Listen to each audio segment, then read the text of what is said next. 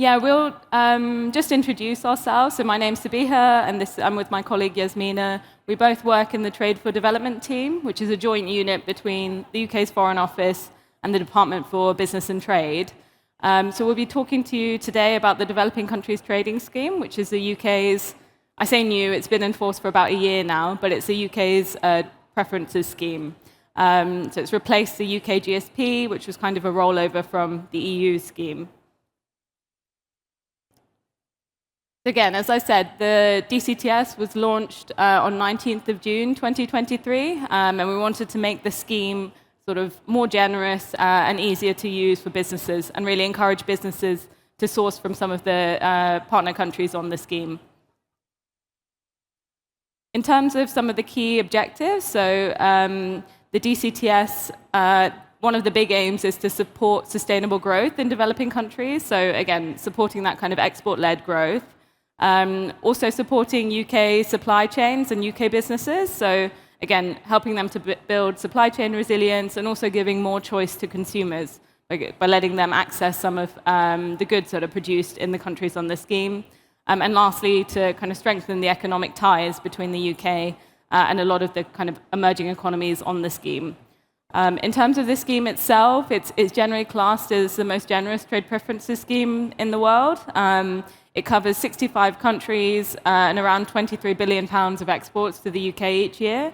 And it offers duty-free, quota-free trade on almost all products for LDCs and about 92% of products for the remaining countries on the scheme.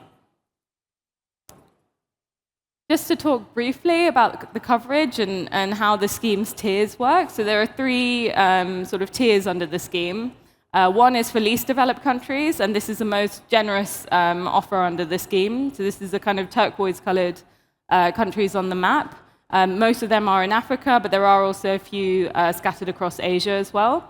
Under this tier, countries get pretty much everything is duty-free, quota-free, except for arms and ammunition, which, yeah, hopefully is not relevant for source fashion. They also get really generous rules of origin. So Jasmine will talk about that in a bit more detail, but we've really tried to simplify a lot of the processing rules and also increase the amount of non-originating content and accumulation that goods can use under this tier. The second tier under the scheme is the enhanced preferences, and this is a bit similar to kind of GSP Plus that the EU operates. So this is for economically vulnerable, low-income and lower-middle-income countries. So a lot of countries in this tier, including ones like Nigeria and Philippines, they get slightly less generous rules of origin because, again, we want to have the scheme designed so it benefits sort of the poorest countries the most, but they still get about 92% of products as duty-free, quota-free. And I think pretty much all kind of garments and textiles and also footwear are covered in that 92%. The last tier on the scheme is standard preferences. At the moment, we've just got India and Indonesia in this tier. And this is for countries that are not classed as economically vulnerable, but are still in that low-income, lower-middle-income bracket. So about 65% of products for these countries are duty-free, quota-free. Yeah, so I'll talk a bit more about some of the key features and benefits of the Developing Countries Trading Scheme. So firstly, Sabiha touched on it, tariffs, tariff cuts and reduced tariffs and quotas on about 90% of products being eligible for this on the scheme.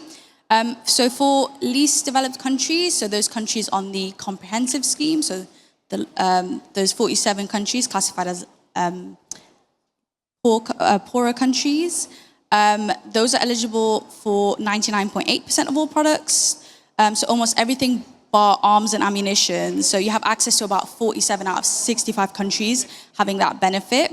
And also we have the removal of some of our nuisance and seasonal tariffs as well. And that's like an estimated £770 million a year on tariff savings. And compared to our predecessor, this is an additional 156 products eligible for this. Next, we have more flexible rules of origin for least developed countries.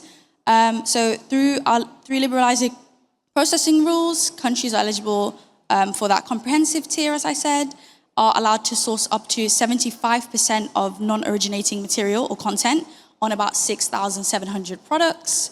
For other tiers, that varies about 20 to 70%, depending on the product. Another way we made it easier for LDCs are these product-specific rules. So we allow for alternative rules. So if a country can't meet one aspect, they can meet the other. And another key aspect that we have as well is cumulation. So we have new extended cumulation rules for LDC, so they can source from other LDC countries, from countries that the UK has economic partnership agreements with, and that's about access to 95 countries. We also have bilateral accumulation, so DCS countries can source from materials from the UK, from the EU, Norway and Switzerland, and we also have inter and intra-regional accumulation. So we have accumulation groups, one in South Asia and another in Southeast Asia. And countries are able to source materials from within their groups and also from each other's groups. So as an example there, we've got shoes manufactured in Tanzania can use leather from Nigeria and glue from South Africa, and they can qualify for tariff-free exports to the UK. Next, we have simplified trade conditions. So the scheme has simplified trade conditions for those in the enhanced preference tier qualifying countries, and they are assessed solely on economic vulnerability, which gives us access to, I think, about 8 more countries than we would in our predecessor. We've also simplified the actual rules within the scheme. So we are allowing for up to 3 years transitionary period, depending on what preference tier a country shifts between. If, for instance, if they develop and they no longer qualify as an LDC, that can be an issue for, I guess, like your supply chain. What do we do next? But that's fine. We've got that 3-year transitionary period, and they would still be eligible for, again, some of those for another preference tier, which is very generous still. And also, as we got there as well, we've got clearer, broader basis for suspension. So if a country is violating human rights, labor laws, we've extended that so it includes climate change and environment. And next, we've got goods graduation. So what we've got there is exports from India and Indonesia continue to be excluded from preferential tariffs. So this means, for instance, if a good is more competitive within those countries, we will remove the preferences and benefits to give more leeway to countries that are in the enhanced preference tiers and also the comprehensive preference tiers to make sure that this scheme is competitive and to ensure we've got a competitive environment as well, which I will touch on a bit later. If I could have the next slide. Yeah, so as I said, more competitive and wider scope. So as you mentioned, this scheme is one of the most generous trading schemes, and it enjoys more tariff-free products than our EU and US counterparts. And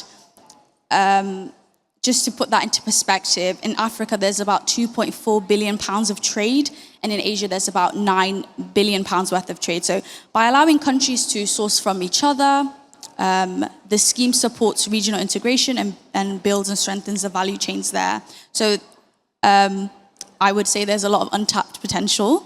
And we're ensuring this, as I mentioned, to make sure the scheme's competitive with some of the rules on goods graduation that I said previously. Finally, there's a large opportunity in the UK market. So there's a lot of benefit to UK and British businesses and consumers, trading with these countries, and by us reducing import costs on these products. Consumers have access to lower priced products. We're sourcing from countries which are some of the poorest in the world. So by having businesses source there, we're creating and boosting the local economy there. So, consumers care about where the products come from. So it's really great to be sort of getting products to the UK for a cheaper price, but also building and boosting some economies to some of the poorest communities. And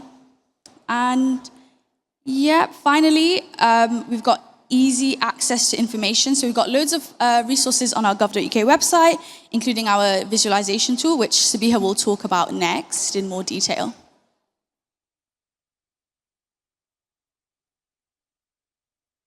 Thanks, Yasmina.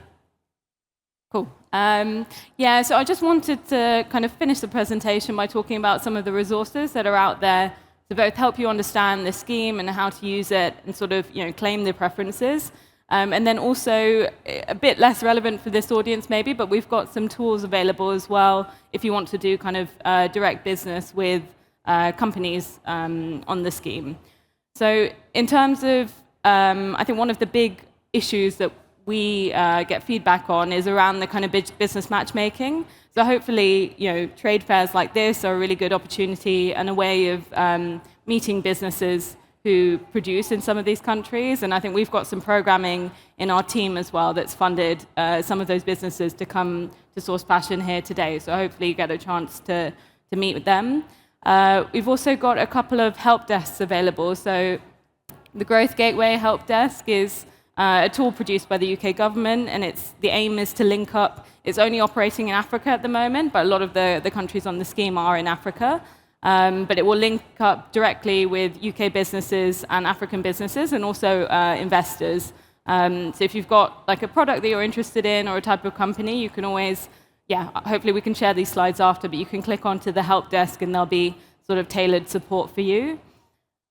We've also produced lots of kind of business-friendly guidebooks. So it's all on that link at the bottom of the page. But if you type in trading with developing nations on Google, it should come up. But a lot of business-friendly guides talking about things like how to claim, sort of how to fill in the customs documents to claim preferences under the DCTS.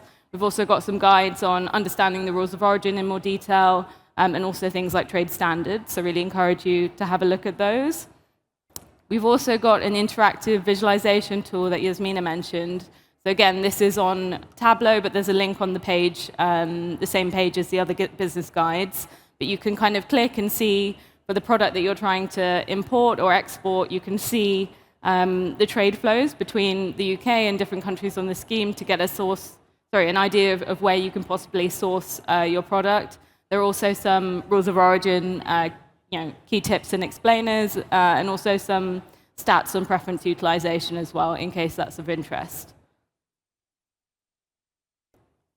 I think that's the end of our presentation, but very happy to take questions. And we've also got a team mailbox that's up here, so always happy to answer questions over email as well.